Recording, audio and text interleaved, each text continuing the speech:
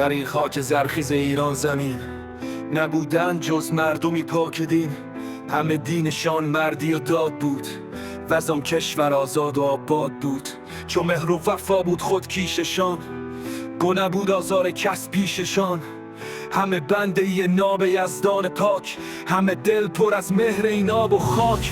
کجا رفت آن دانش و هوش ما که شد مهر میان فراموش ما؟ که انداخت آتش در این بوستان که از آن سوخت جان و دل دوستان. چه کردیم که انگونه گشتیم خار، خرد را فکندیم اینسان ز کار.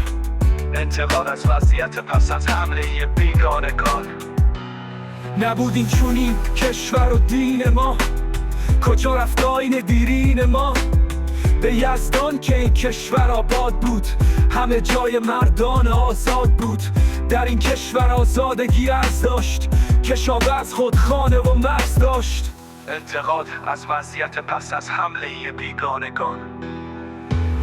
از آن روز دشمن به ما چیره گشت که ما را روان و خرد تیره گشت. از آن روز این خانه ویرانه شد که نانآورش مرد بیگانه شد.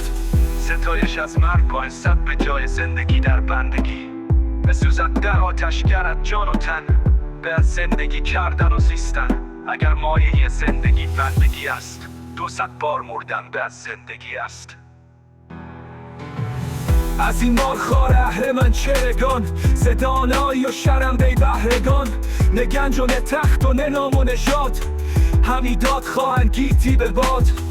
تفسیرات حمله بر کشور بسی گنج و گوهر پراکنده شد، بسی سرم خاک اندر آکنده شد. چون این گشت پر کار چرخ بلند که آید بدین پادشاهی گزند.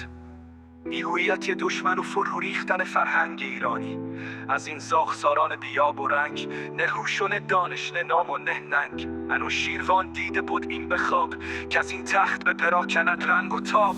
چنان دید که از تازیان 100,000 هیونان مست و گسست مهار.